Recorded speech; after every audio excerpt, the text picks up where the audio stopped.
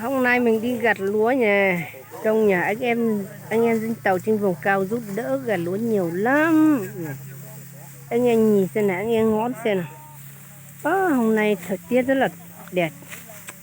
Hôm nay khả năng thời tiết rất là đẹp, anh em nhìn. Anh em nhìn xem, anh em rất là đông luôn, đông cực kịch luôn. Này. Đông anh em nhìn xem.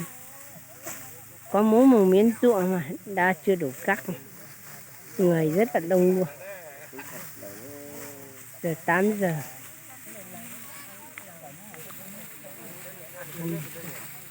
Tôi có thể quay đằng sau lưng tôi để cho các anh nhìn nhé.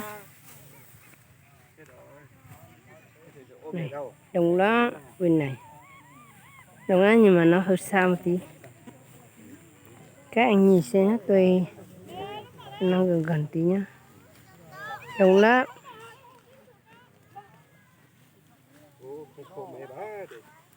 cho phong dừa nó cái mình đó là sống đây chung cờ Sipa sống đây bên không mà Sipa sống chung cờ khỏi nhà chuột tăng thứ lại đây ở tà rồi.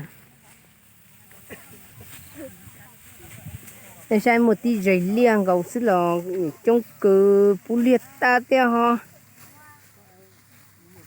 rong hành chúng thấy ổn liều tê ổn nọ không hả ta tỏ một cam mò lò bên nhau trâu to xia là gì bây giờ trâu xia thì sống đây xưa cái gì không gì xin gì thì nó xin nó mà cũng ta hậu thẻ